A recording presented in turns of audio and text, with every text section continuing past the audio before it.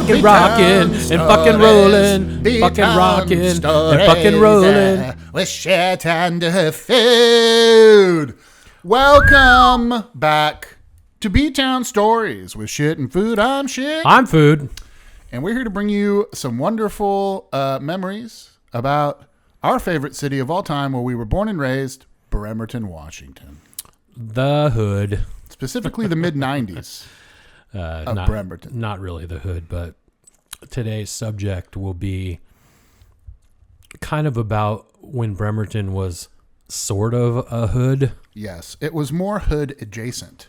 Now, Josh, did you know that, well, first of all, the biggest Mac ever to grace the streets of Bremerton is Quincy Jones. Did you know that he was from Bremerton? Well, or he lived here. He lived there. Yeah, here. Sorry. Yes, I did know that. And there was a really interesting quote that resonated with me when I heard him talk about it. He was just like, I was a kid. I was running around doing crime in Bremerton and trying to be the man in Bremerton. Yeah. And he found music by breaking into a community center. And that was, I believe, the first time he played a piano. Yeah, it was. It was the YMCA. Yeah. I'm pretty sure down when there used to be a YMCA right down where the ferry is, like right on the water. And Quincy Jones was just up in there, like, breaking in. So there's, Bremerton has a long history of thuggery and territorialism. Yeah. Which, I West Side. Yeah. East Side. I do feel a strong draw to Bremerton. This is my hometown. You know what I mean? Yeah. And it's nice to know that a Mac like Quincy Jones also had that same perspective. And also L. Ron Hubbard. Really? He lived in Bremerton for a while too. Lame. Well, so me and Josh wanted to talk today about kind of the gang culture of Bremerton when we were growing up. You see, so it was like, well, it should be noted that there was real gangs here. Yeah. In fact, the Bloods and Crips documentary say that I watched, they were like, yeah, the only other place besides LA is Bremerton. Yeah. And that's no joke. Like, that guy was literally the leader of the Crips. And he said the only other real Crip set is in Bremerton, Washington. And he sanctioned the gang. Yes, exactly. So, and there was also Bloods, and there was also, I think like Pacific Islander type gangs. But really, this was like the 90s. And it was shortly, I feel like it was like, NWA came out. And we were all listening. Never heard anything like that before, Yeah. And also like the 90s, like skateboarding and like the 90s hip hop, kind of East Coast hip hop of like tag crews and stuff. It basically all came together and everybody wanted to be in a crew. Yeah, I can very specifically remember this turning point, and it was the coming back to my 8th grade year at school after 7th grade, obviously. Yeah.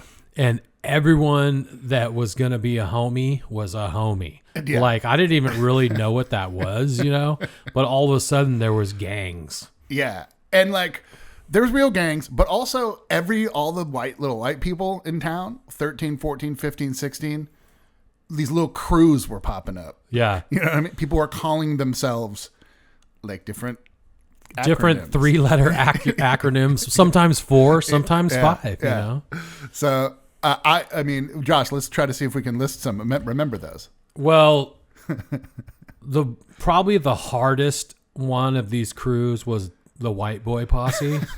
Oh yes, WBP. Yeah, WBP with Special K and Schoolie B. Wait a minute, I distinctly remember that the WP had a theme song. Yes. Would you like me to sing it? Yeah. I remember all the words. No way, you do not. It went, Special K and Schoolie B live together with PBP and High C with my man lips on backup, Sandman burning, Daniel D. WBP. Was it an 80s sitcom? That's kind of what it sounded like. But yeah, they were hard as fuck. Shout out to Schoolie and them guys. Yeah, I don't think we should use real names in this episode because even though the gangs we'll probably be talking about are like just crews of friends with like letters, but it's still Yeah, just you don't want to incriminate anyone. Yeah. Did you know that I was in a gang? Yes. Underground Pimps. Yes, UGP. Yeah. That was when I was like 13, 14. I was in that gang with some other people, like Lil Psycho and Lil Seagull. Oh, I remember that motherfucker. He was shitting all over the place. Yeah. Dude, but it was kind of an exciting, wonderful... And we were skateboarding and we were taggers, which is like, once we formed the crew... Now, I know most of the people in this crew. Yeah. And everyone's pretty, like, not actually hard. So was this, like, serious at all? That's a great question. So, I think it was a good feeling coming together with people under like the banner of like a moniker of something. And I think, we took ourselves pretty seriously for like 14, 13, 15, Yeah. Like, we started, kind of trying to do crime. Uh-huh. Well, actually so we'll call him Lil Seagull, which is also a fake gang name. Didn't want to even bring up the real gang name, but we formed the UGP, which we used green rags. Oh yeah, I do remember that. Yeah, because we didn't want to miff any of the Bloods or Crips, so we should probably use a neutral color. Yeah, but one time we were like, okay, we're a thing, so we need to go represent in Bremerton. We need to get out there and tag up some stuff and get UGP up on some walls. So what area of town were you claiming as your hood? Like East Bremerton. Oh, like the whole East Bremerton? I would say, we didn't have like a map that we drew territory, but like, East Bremerton, like adjacent to Pine Road, like down, like where Bag and Save was. Bag and Save was like our fucking, where we went to tag. In fact, first time like me and Lil Seagull went down to tag there, it was like 4 a.m. and we had like this, he had a marker and like nobody was in fucking like 2-mile radius of us.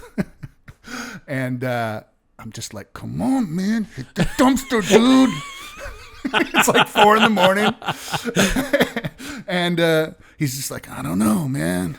Like super scared. Then finally did like a UGP tag that was like the size of your thumb and just started fucking sprinting. They're after us. Let's go. And we got home. We're like, all right, cool, man. We did it. Wow, that is hard as fuck. Yeah, we just did a bunch of stupid shit too. Like we would make each other pass out. Oh, that where you take the deep breaths and then hold your and like, God, I think we like drank cigarette butt tea because we were trying to get them. Like, how do we not die? I think we were fucking huffing gas sometimes. I was just going to say, did you have some gas? Because I was just talking about that at work with somebody, and they're like, you huffed gas? 10 what? slow, 20 fast, dude. Yeah. And they're like, what? Why would you do that? And I was like, idiots. It was free? Like, I don't know. Yeah. Did you guys do any pimping? No, that's the irony of it. Underground pimps. Yeah. No. Very against pimping. But there was this one dude, Mark, who like was a new guy to town. Mark. Yeah. Very fitting for him. And he was just like this like white guy. And we were like, we wanted to jump somebody into the gang to feel like we were more gangster than we were. Yeah. And I'd also like to note that you guys were white too. Yes, exactly. So we were like, look, man, if you want to get into UGP, you got to get jumped in, fool. And he was just like, I'm down. I'll do it. No, he was like, well, I don't know, guys. And then we had to cajole him. We were like, look, man, once you get in the gang, you can have girls. You can have cigarette juice. You can have highly toxic cigarette tea. That will probably kill me at some point. Still to this day. Needs to be a film. So we convinced him to fucking let us jump, and it was just me and like Lil Psycho Boy and like Animal Junior, like one of the other guys. I'm just making up names, and Lil Seagull. Yeah, Lil Seagull. And so it was like, I think we set like a timer, like a 30-second timer. And then we just like started like, he could fight back, but we were just kind of all fighting him and just like throwing little punches. We weren't going hard, but like we weren't trying to kill the guy. But afterwards we were like, you're in the gang, and like gave him a green rag, and he was like, cool. And like, it was, it was fun. But then UGP went defunct. Some of the other members got into a better gang, But I still remember, dude, like 10 years later, I went back to the Silverdale Mall, and I'm walking around, and I look over, and I see this fucking green rag, like, hanging out the back of somebody's pocket. And it was that dude, Mark. He was still banging UGP like 10 years later. By himself. That's amazing. Fucking great. It was a good time, though, man. I don't know. And I think it's just like, it's worth noting that although this was like grunge time, it was also a epic time for hip hop and like gangster rap. Oh yeah, totally. You know what I mean? Yeah, you can't. And in Bremerton, it was like that. it was going on, and like everybody was all about it. You know what I mean? You had the Chronic. The Chronic, yep. But I was, like there was also that like when Wu-Tang came out, it was just like boom. Yeah. I only can claim that I was in one crew, and it wasn't. I think I was like an honorary member of the crew. What was the crew? ISWB. What the fuck is ISWB stand for? This is how intelligent my fellow bangers were.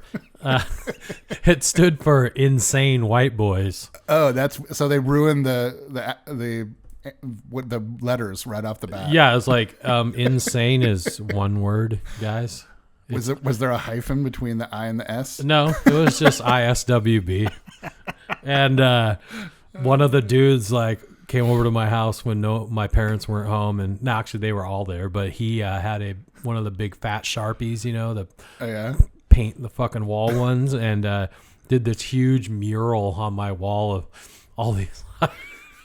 Apparently it was supposed to be like the lights of all the buildings in Bremerton, but it looked like fucking Manhattan or something. I was like, that is not what Bremerton looks like, dog. I know, that's amazing. It said ISWB in big old letters underneath, and I thought that was fucking cool. But no, other than hanging out with those dudes for a little bit, I didn't really get into banging too much. But I got into some. So did you have any run-ins? That's what I was gonna say. Is like.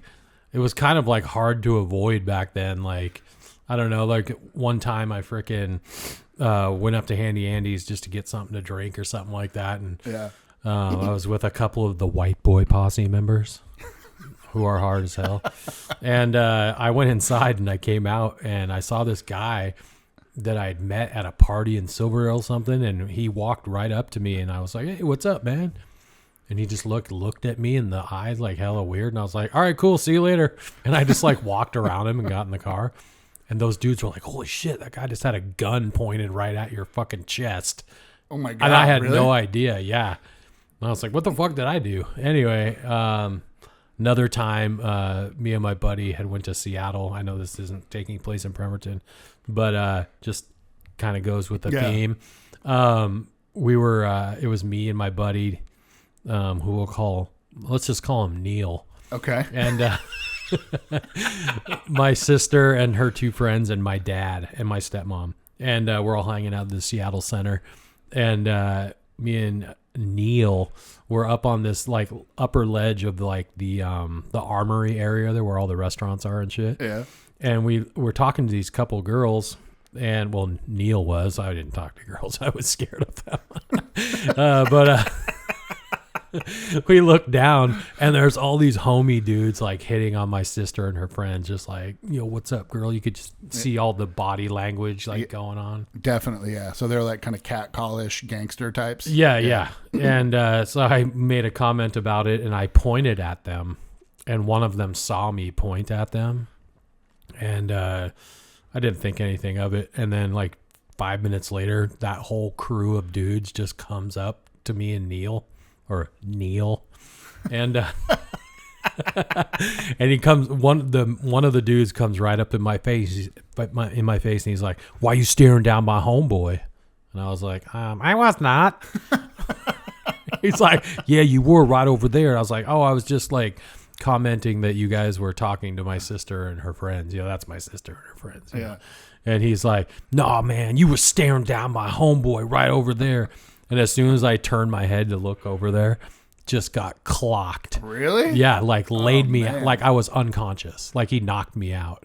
And I just woke up, and like these girls that were there, they're like, "Oh my God, are you okay?" And they're putting ice on my face, and like these guys are gone.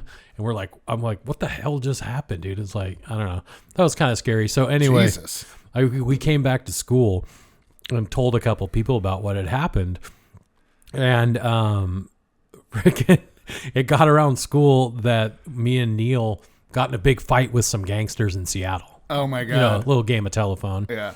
And by the end of the day, it was what I was told was that this real gang from the west side of Bremerton was going to come over and fight us because we said we got in a fight with like an adjacent like arm of their gang. There's no logic behind it whatsoever. I have no idea, but I was terrified.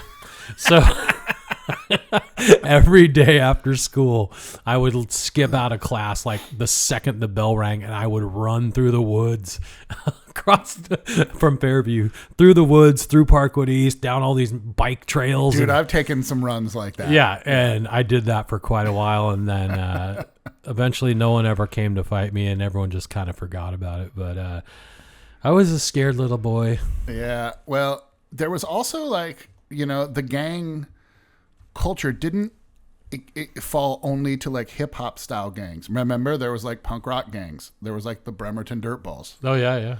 Who were like more of like burly, like punk rocker type dudes, right? Yeah. Yeah. There was also like, do you remember the gang called the Four Lovers? Oh, dude, I don't know if we should talk about this, guys. It might get back to them. So like there was another crew that was like, okay, you know, that were trying to act positive and also trying to just be about love. They called themselves the Four Lovers. Some real Casanovas. Which they were hella cool dudes, but like, and frankly, they were getting chicks by doing like branding themselves as lovers. I remember I went to their, like, they had like a little clubhouse, and like they had in Christmas lights on the wall, like a big number 4 that was also an L. It looked like the Fantastic Four logo. Yeah, dude. And lovers. it was amazing. Like I would just roll up in there, and there would actually be some like kind of hot girls, and I don't know what they were really into behind the scenes, but like probably like some bath bombs. Yeah. And like Enya.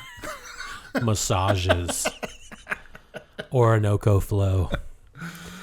Yeah, it was an interesting time. I remember one time freaking like Boys in the Hood came out, and it was playing at the Redwood Theater, and that back then there was an Ivar's seafood restaurant in that building. Oh yeah. And got shot up, like the windows in Ivar's someone did a drive-by at the Boys in the Hood premiere, which is crazy. Yeah. Well, dude, it's like human beings just as a species aren't really like all that smart, you know, in some way. Like we're a behavioral species. So if we think something's cool, we're just going to emulate it. Yeah. You know what I mean? And like, dude, when Boys in the Hood came out, and NWA really, dude, when I first heard Eazy-E, like my mind was blown. I was like, what did he just say? You know what I mean? Also like Andrew Dice Clay too. Like when you heard those like dirty nursery rhymes for the first time, and you weren't supposed to talk like that. It was just like this holy shit like moment. And I think, I don't know, I think that was kind of part of the allure that kind of spun off and made everybody get these little crews, you know? Yeah. Definitely like drawn to, you know, being a bad boy, you know, like, I don't know. I was like, I remember me and my brother getting NWA and the Posse, like, well, he got it somehow at school in like 5th grade or something like that. I was like, what the hell? And we're like listening to that and like the first Ice-T album in the closet in my boombox. Yeah, like just like it was so secret. And yeah. Awesome. But I don't know. I didn't get into it as much as others did. Yeah. Well, my brother specifically. Dude, when I went to college for the first year, I was, of course, just repping Bremerton hard in Port Angeles, which is like an hour and a half away. Oh, yeah. And I know this guy, Mike, was going to come back with us and visit, and I had talked up Bremerton as being so fucking crazy. Like just that he wouldn't even get out of the car when he went to the mall. What was that, guys? Oh, never mind. Mike. Yeah, Mike. That's right. Yeah. But no, it was pretty wild stuff. Didn't you? I mean, I feel like, wasn't there some time when you and Mike were like doing work and like got punked by a couple gangsters? No. We didn't get punked.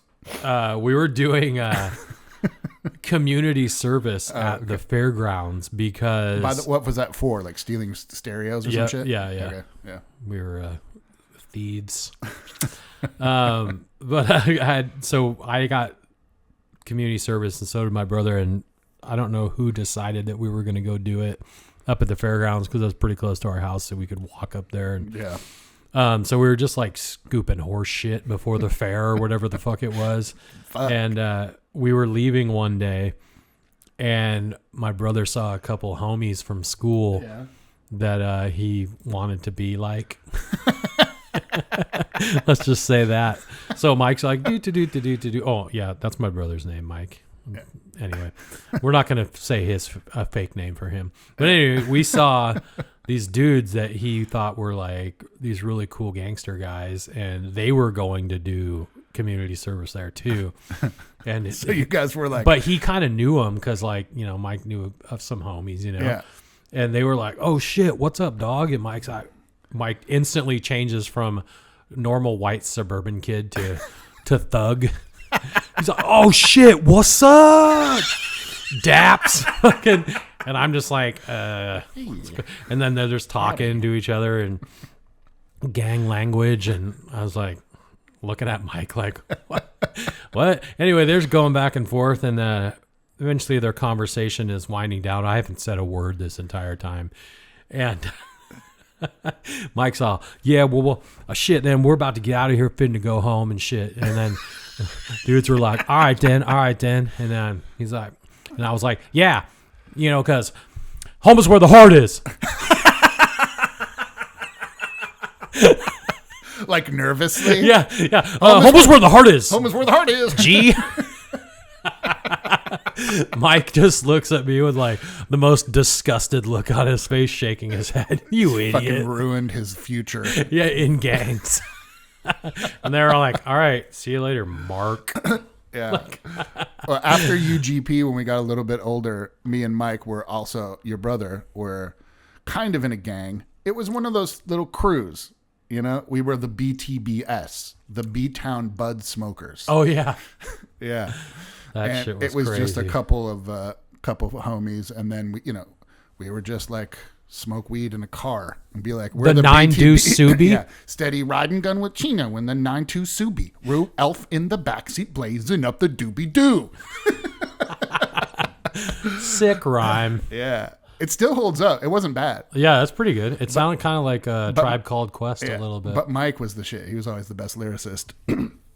But I don't know, pretty good shit, pretty good stuff. It was very on brand for Bremerton. Just growing up, just thinking you were the shit, like Lil Quincy Jones. See, yeah, like I just never thought that about myself ever. Really? I was just like, I'm just like this meek, timid kid, like scared of everything.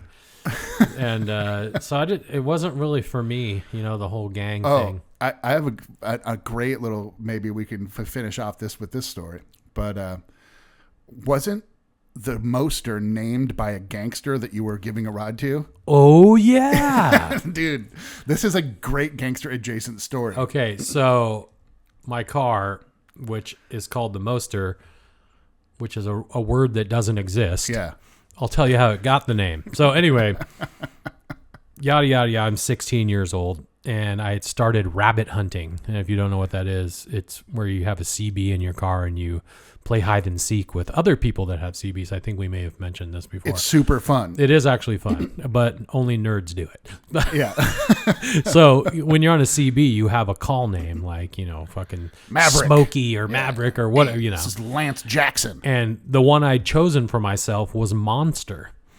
And so I had made a stencil out of some cardboard and wrote the word monster in it and spray painted my dash of my car in red, Monster. It was great. Yeah, it was kind of like an MTV Back to the Beach blanket bingo, like just a really almost like the Beavis and Butthead letters. Yeah, kind of like that. Yeah, exactly.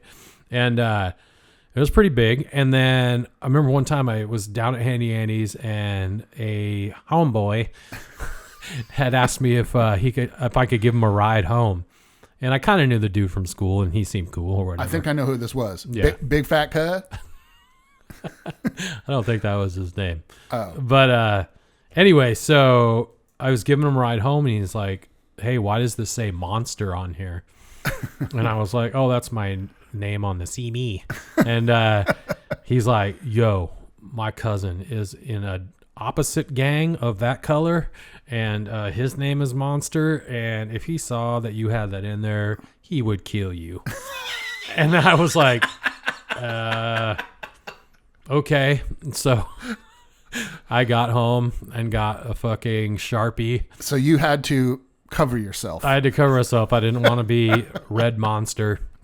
So I went home and got a Sharpie, and in the way I had made the N in the name Monster was like a lowercase n.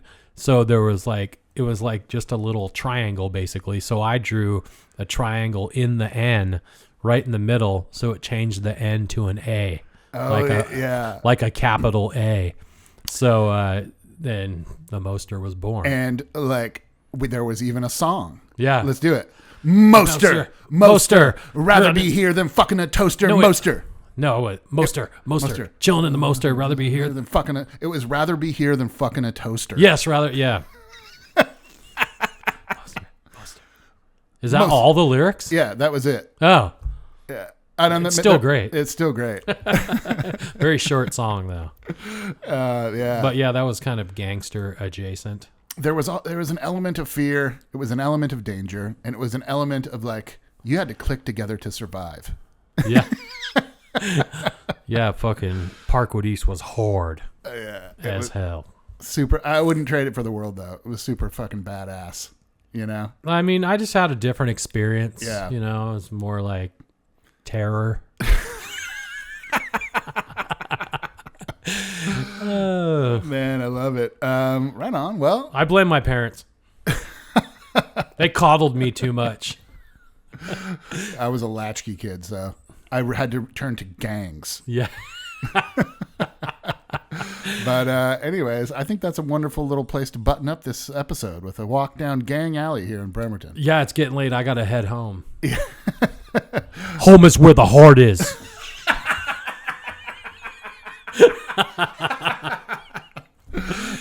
With that is another wonderful episode of B-Town Stories with Shit and Food. I am...